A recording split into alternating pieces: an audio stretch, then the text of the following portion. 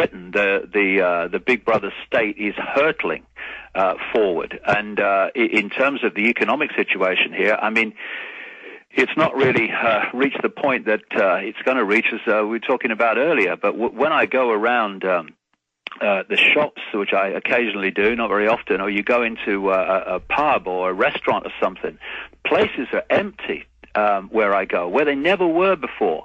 And so, you know, we're on the brink of a massive economic situation here globally, and it's been deliberately engineered for the ends that we're talking about. David, how do we get the word out to the people? And as you said, our credibility is soared because everything we predicted is now unfolding, unfortunately. I wish we were wrong. What are the most, because you're very effective at unlocking minds, in your educated opinion, your informed opinion from experience, how do we reach out to them and say, look, it's now here. We're not warning you about something coming and all the preparatory phase that was bad enough setting up this tyrannical, dehumanizing, soul-stealing grid. We're now entering in to the long slide into the depths of global mass extermination, population reduction, because we're not making even predictions. We're following their own documents. We know where it goes. Can the public face the horror of what's going to happen if they keep living in la-la land? Well, what I say to people is, you know, if you think you don't like the situation now, then think what you're going to face a little way down the road. And more than anything, think of what your children are going to have to face. Because you think we live in a controlled society now, this is nothing compared with what they are going to have to live in. So in terms of parents who are listening to this information, I would say this. Go and look your children in the eyes and tell them that you can't be bothered, or you're too frightened to do anything about it. That you're too frightened to get involved, too frightened to get involved in being another conduit for getting this information further and further expanded into the public mind. That you're too frightened to get together with others to stop cooperating with this system and to not be intimidated into coming into line, which is a bit like coming into line in a concentration camp and thinking it will be okay. As long as you stay in line and you do as you're told, you'll be fine. And then you realize at the end of it, well, actually, it ain't fine. And if you'd have all rebelled earlier, then you wouldn't be in the situation you're facing now. The point of mathematics alone ought to let us see where the real power is here. There are billions of people, 6 billion, nearly getting on to 7 billion on this planet, who are being manipulated.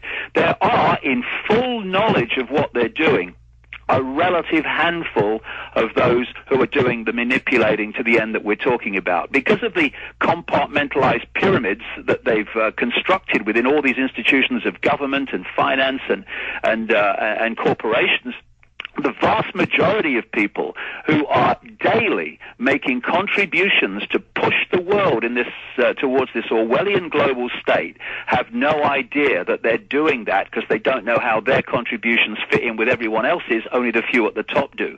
And what we need to start doing is realizing that we've reached the fork in the road, and if we keep going the way we're going, and we keep putting our heads in the sand, because you know you can put your head in a bucket of sand when a tornado's coming, but it's still coming, and your bum is still in the air, and it's still coming, and you're going to get it eventually, even though you've ignored the fact that you have up to the point where you get hit. If you lift your head from the sand and you look and face the situation, a tornado's coming, you can now take action to avoid the consequences. Exactly. And that's where we're looking at now. And we need to grow up, start being adults, look at the future our children are going to have unless we do something, and get off the backsides, disconnect them from the sofa, and let's get this sorted. Well, absolutely. We're going to go to break and come back and get more into this mass awakening. People, and I want to get your take on this after the break, David. People love to say, oh, look at those stupid Jews or those stupid gypsies or those stupid Anglicans who didn't like Hitler, and they just went on trains and they went to camps and they stripped down naked and they got run into pits and gunned down. Why didn't they fight back? And we see those Nazi film footage of that. When that was done incrementally, we're going to come back and get your analysis on this. That was done incrementally. They were slowly trained to live in ghettos and then to wear yellow stars or pink triangles or whatever the case was. They were slowly trained by incremental steps to put up with more and more until, well, now we're taking you here to a camp to be safe because the public's beating you up and smashing your store windows. And, now just take your clothes off over here. We're going to take care of you. And then they would line up and see the people being shot in front of them, but they would still just run into the pit obediently to their deaths. That is mind control. That is incremental conditioning. And we're going into the same thing as the ambient tyranny is turned up. We have to learn to recognize that, to stop it now and break our conditioning. Stay with us with David Icke.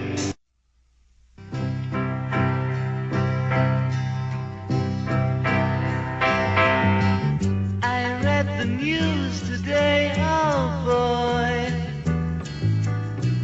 about a lucky man who made the grade. If you don't think the global architects running the Western world and the planet won't kill you, won't enslave you, won't rob your pension funds blind, it's happening. Just yesterday, I saw several mainstream news articles admitting that British SAS trained Pol Pots people to kill between 3 and 4 million. Why did they do this? We'll talk more about that with David Icke. David, I went into the mass mind control of people in Nazi Germany, the Soviet Union, over and over again who will just march in and be mowed down and killed. Why did the founders of this country, why would they not go along with that? Why did they fight back? What's the difference? How do we get people to psychologically realize how they're being trained to have this learned helplessness where they just lay down to the men in black uniforms? Well, when you're talking about mass mind control, we can't go any further than Barak Obama, because America has just had visited upon it a massive mass mind control operation to get him to power and to build his ludicrous myth of a personality and an image that so many people have bought. And I don't know about you, Alex, but I tell you, I've shaken my head a few times in the last few months when I've seen people who I thought had got it to an extent, who have bought the Obama myth as if somehow here out of nowhere is a change to the system as it works in terms of creating presidents. Well, to answer your question, what I think of it, they know things are bad and they want to believe a fairy tale. They want to think the nightmare is over. It's exactly because they are somewhat awake that they're so afraid now at the reality that they are grasping at straws, seeing things, mirages in the desert. A man dying of thirst will, see huge lakes of cool, clean water to go drink, and will even go crazy and think he's drinking water when he's throwing sand into his mouth. And you've written a great analysis breaking down the mass mind control, the real programs of Barack Obama. We link to it at Infowars.com, to DavidIcke.com. What's the article? The Emperor with No Clothes? It's Barack Obama, the Naked Emperor. You've introduced a very, very important point, Alex, in terms of mass mind control. It's the principle of the target wanting it to be true. And in many ways, the worse it gets, the more people can be enticed into following someone who's telling them what they want to be true. I mean, if you take what happened in Nazi Germany and those other examples you gave, at each point, people don't want to face the fact of the situation they're in. So they will believe when someone tells them, no, it's not that. Just do it for this reason. They want that to be true, and that's the most powerful form of control. And you're absolutely right. What's happened with Barack Obama? See, this whole technique of problem, reaction, solution, we're now seeing in America, and indeed globally, because of Obama's global influence. I mean, I was in Africa recently, a few weeks ago. I mean, crikey, he's a god there. I guess you can understand why. But if they knew that the agenda they have for Africa, the people behind Obama, then that he would be anything but a god. But the point is that we're seeing a problem, reaction, solution presidential game here.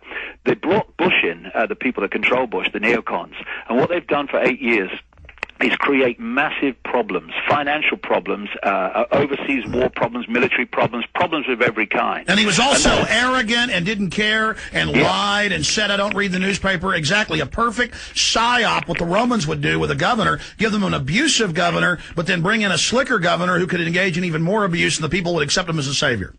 Exactly. One of the interesting things between the mid-90s and about 2002, I did enormous amounts of research into mind control, individual and mass mind control. And one of the staggering things you came across when you talked to some of these individual victims of mind control was that they had a I wouldn't say a love, but they had this enormous affection for their controllers who were abusing them on one level. It's a very strange psychological trait, but that's what we're seeing on a mass level. So Obama's come along with people in fear, in outrage, and anyone who's not Bush has got to be better. And he's come along with his smiling face, the smiling viper, and now he is going to, from January the 20th, be offering solutions to the problems that the Bush administration created.